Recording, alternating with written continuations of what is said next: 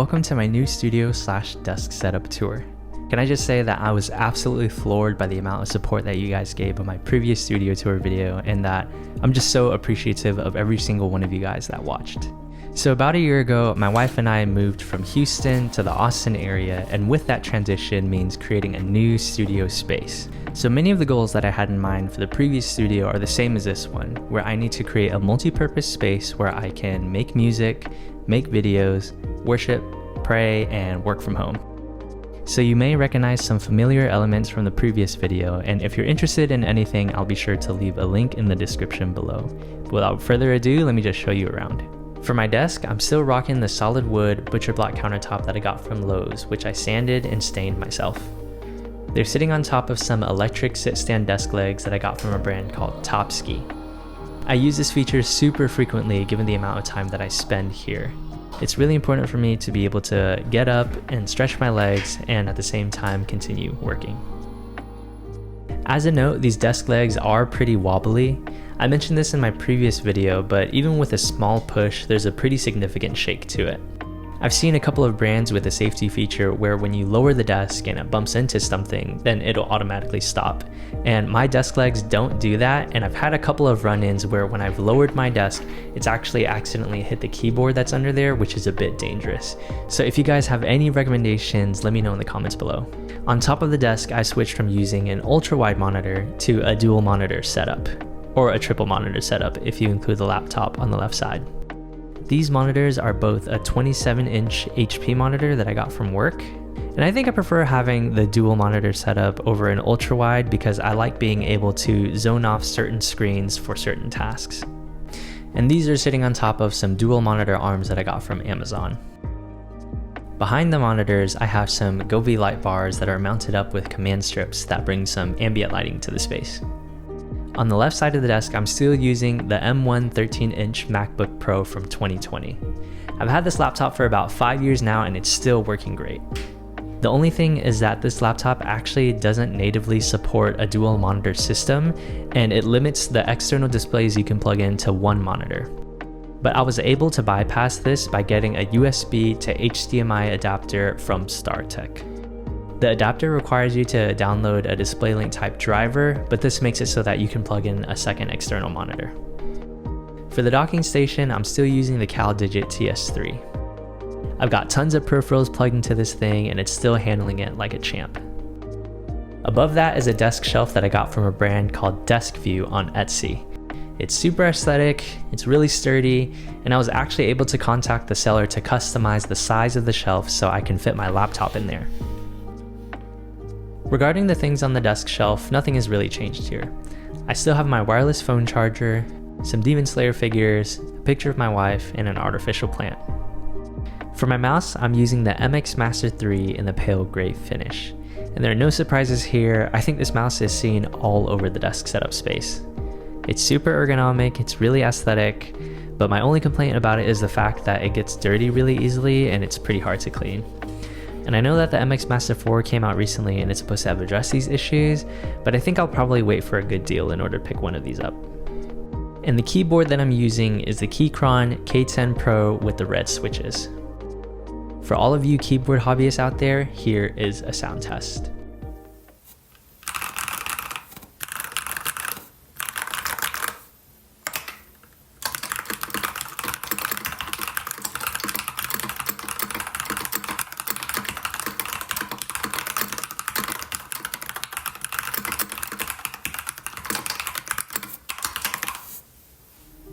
Honestly, I'm not a huge fan of the sound, and I'm a complete keyboard noob, so if there's any of you out there that has any recommendations on how I can get this to sound really nice and creamy, let me know.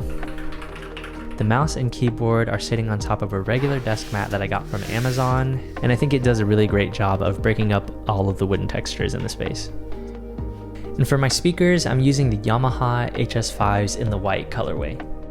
One of the main purposes of this studio space is to record music, so I wanted to get some studio monitors that were really flat and accurate. Yamaha recently came out with some smaller and more affordable models of these, so if you're interested in the same look and more affordable price range, I definitely look into these. The Yamaha HS5s are sitting on top of some studio monitor stands that are clamped onto the desk, so that way when I use the sit stand feature, the monitors will move up and down with me so that they can stay at ear level. On top of the monitors, I have some more Demon Slayer figures and some plants that I got from IKEA in order to bring some life into the space. On the right side of the desk, I have the Shure SM7B, which I use for recording vocals. It's sitting on top of a mic stand that I got from Amazon, and my microphone along with the HS5s are connected to my audio interface, which is the Scarlett 2i2. This is the 3rd generation and it's mounted on the underside of the desk for easy access, so that way if I ever want to play an instrument, all I have to do is grab a 1/4" cable, plug it right in, and I'm ready to play. The only thing that I don't like about this interface is that the 3rd generation has the mic input on the front of the interface, so you have this little cable that's kind of sticking out. I know the 4th gen has it on the back side, so I may upgrade to this in the future. Underneath the desk, I still have the Novation Launch Key MIDI keyboard in the 61 key version. Just like before, I have it connected so that anytime I want to play, all I have to do is open up Ableton, roll out my keyboard, press a single button, and I'm ready to play. I didn't want to leave my keyboard on all of the time, so I have it connected to a USB power switcher, so that way I can turn it on and off whenever I need. Novation recently came out with the Mark IV models and it comes in this really cool white color, so Novation, if you're watching, please make this available in the 61 key version. Underneath the desk, not much has really changed in regards to cable management. I still have the same cable management raceway and panels under there in order to hide as many wires as I can. It's not perfect since there are still a couple of cables that are visible, but I think it's important to find the right balance between aesthetic and utility. So for the sake of convenience, I have my sustain pedal always plugged in, and then you can see that cable. And the power cable that's plugged into the MIDI keyboard, that one is super long, but I have it that way so that I can play the keyboard from anywhere in the room. And the last thing that I have underneath the desk is this Alex drawer that I got from IKEA for some extra storage. One of the things that I keep stored in the Alex drawer is this tech gadget pouch that was kindly sent over to me by the team over at Hexcal. This replaced an old tech pouch that I got from Amazon that started to fall apart, and Hexcal doesn't have any influence over what I say, but I've used this tech pouch over several months now and it's proven to be real sturdy, and surprisingly, it fits a ridiculous amount of things in there. To the left of the desk, I have a pegboard that I got from IKEA that serves as both a decorative piece and a storage solution. On the pegboard, I have my first ever MIDI keyboard, a Polaroid camera, a shaker, my Audio-Technica Studio headphones, and some 1/4" cables. Above the desk, I have 2 floating shelves that I got from Amazon that are holding some IKEA plants, some custom Funko Pops of my wife and I, and some vintage cameras. One of the things that I've changed since the previous video is this chair. I decided to switch it out because I saw it on Facebook Marketplace for a really great deal, and I think it matches the aesthetic a lot better. Just like my last chair, the armrests are able to come up so that way whenever I'm playing bass or guitar, it doesn't get in the way, and this is pretty much a non-negotiable for me when I'm picking out a good chair. Immediately behind the desk, I have a cozy little reading corner that I often go to in order to wind down, pray, and read my Bible.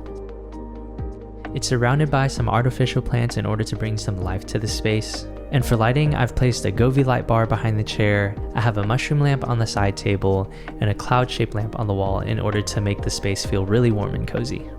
I have another pegboard on the wall for some additional storage for things like Bible highlighters, camera batteries, and other accessories. I've also got some Funko Pops from my favorite animes right now, which are My Hero Academia and Demon Slayer, and I only need one more to complete the collection. On the other side of the chair, I've placed a large mirror here to make the space feel bigger, and I also have a small air purifier in the room. Moving to the other side of the wall, I've got a Hercules guitar stand that holds my various instruments. I've spray painted this white in order to better match the aesthetic that I was going for. And to the left of that, I have this Hector lamp that I got from IKEA, which is the primary source of light in this room. I had to forego my previous lighting setup, which was an Amaram cob light with a huge softbox, because this room is a 10 by 10 room and I simply didn't have the space for it. Lastly, I've got this rug from Amazon in order to make the room feel a little bit cozier and to help with sound dampening in the space. Well, that's pretty much everything, so given the smaller space, I'm really happy with the way that it turned out. If you've made it this far into the video, thank you so much for watching, and if you've enjoyed it, please consider liking.